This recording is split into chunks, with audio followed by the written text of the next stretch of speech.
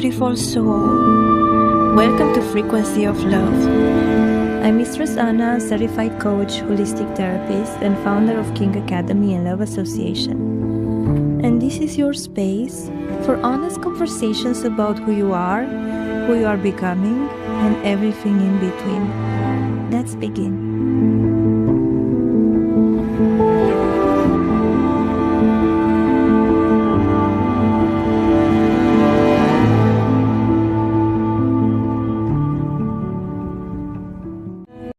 Hello, beautiful soul. Welcome back to Frequency of Love. I'm Mistress Anna, and this is your space. Take a deep breath with me. Inhale and exhale. Today, we are going somewhere that for many people feels dangerous. We are going to talk about desire. Not desire as something abstract or philosophical, your desire, the specific, personal, sometimes inconvenient, sometimes confusing, sometimes electrifying, that lives inside you and has been asking for your attention. Maybe it is a desire you understand, maybe it is one that confuses you.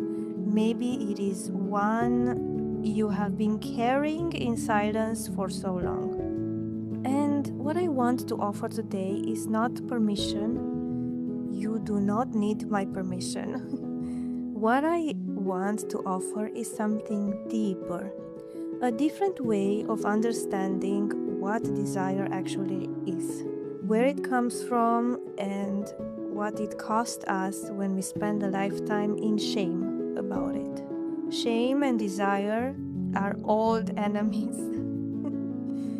For most of human history, and still today in most cultures, desire has been treated as suspect.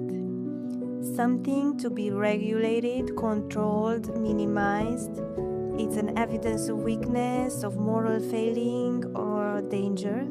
And we absorb this so young.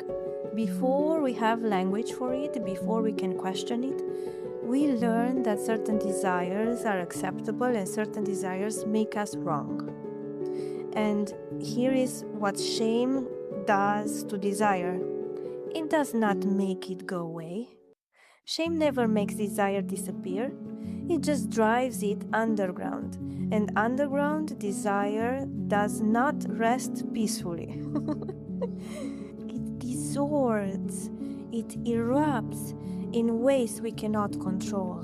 It comes out sideways as irritability, as disconnection, as a generalized sense of emptiness that we cannot name because we have forbidden ourselves from naming it. In the emotional work I do with people, one of the most consistent things I see is this.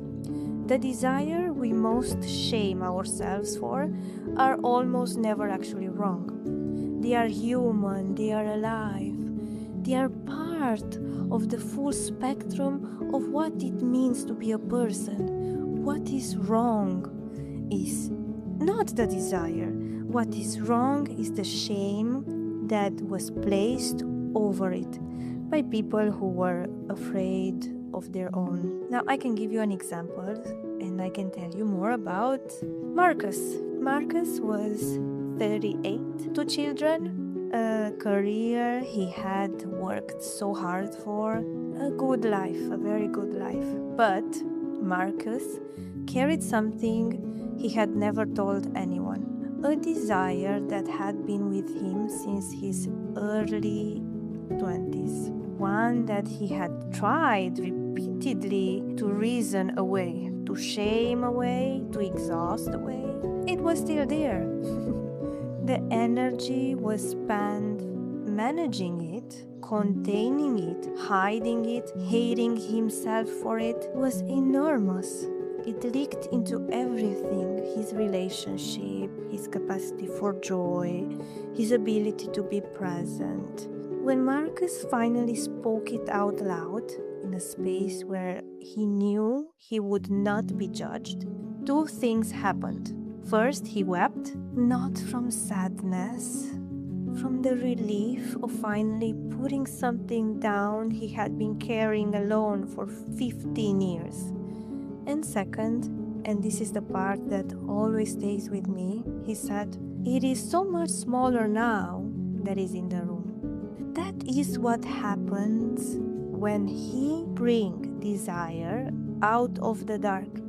It becomes something we can actually look at, something we can make conscious choices about, rather than something that runs from the shadows. And here is something I want you to consider. Your desires are not accidents. They are not random noise. They are not evidence of your brokenness. Desire is a signaling system. Just as hunger signals a need of nourishment and loneliness signals a need of connection, desire signals something alive in you that is asking to be honored. It may be a desire for intensity, for experiences that makes you feel fully alive. It may be a desire for surrender, for a space where you do not have to be in control.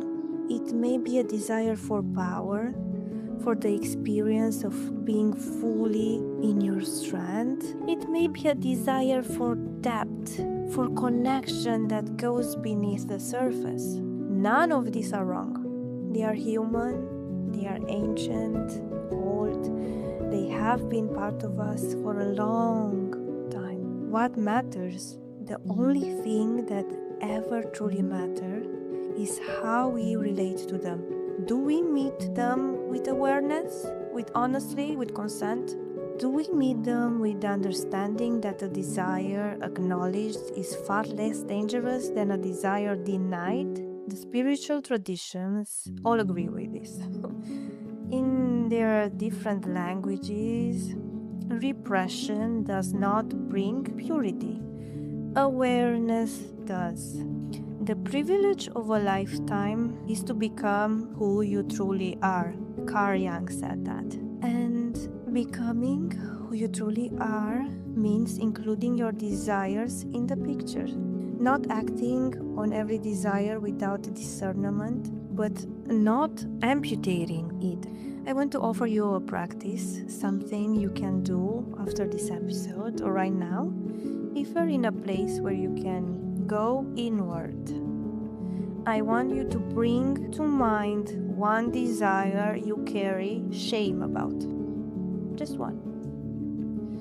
The one that comes forward most of the time. The one you push away most often. And I want you to sit with it for a moment without immediately judging it or trying to resolve it.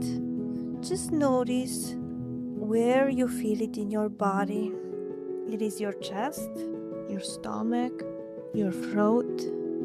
Is it a tightness or a warmth or an ache? What does it actually feel like to be in the presence of this desire without running away from it? Now I want you to ask it gently and with real curiosity, what do you need me to know about you?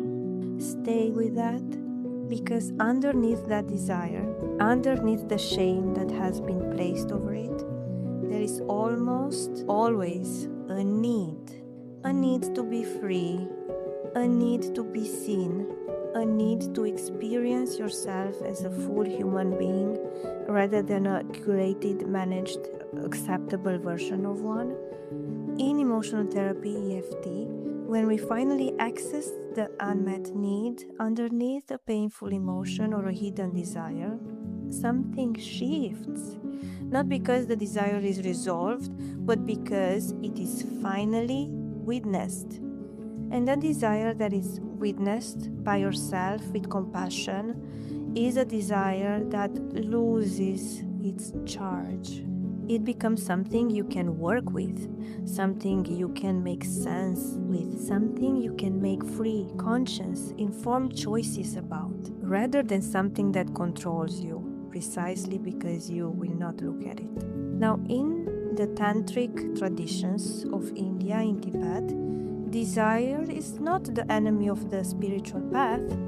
It is the path, the energy of desire, when it is met consciously, when it is neither suppressed nor blindly acted upon, but held with awareness and intention, becomes one of the most powerful forces for transformation available to us. Now, my favorite poet, Safi, wrote of longing. He wrote of deep aching desire as the very fuel of the soul's journey towards the divine. That the longing itself is sacred, that the yearning is not a problem to be solved, but a fire to be honored.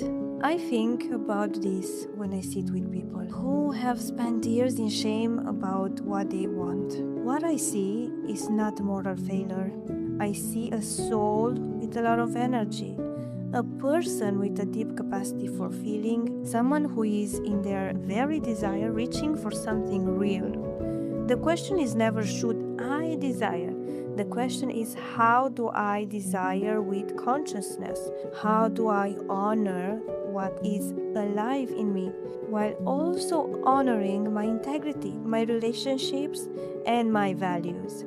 This is the real work, and it begins with stopping the war. I want to close today by saying something directly to the part of you that has been carrying a desire in shame. You are not broken. You are not wrong. You are not too much. You are not a problem. You are a person with a full, alive, complex inner life. And that is not something to manage. That is something to respect. The path to embracing your desire without shame does not begin with acting on everything. It begins with honesty, with yourself first. One honest moment, one desire named, even if only to yourself. One small act of treating your inner life with the same compassion you would offer someone you love.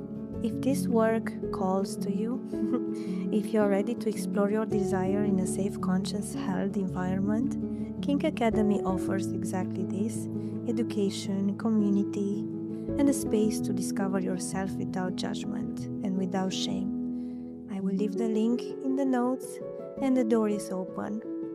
Now take a deep breath with me and just be with what is alive in you right now. Thank you for being here. This is Frequency of Love. I'm Mistress Anna, and I will meet you again in the next soul conversation.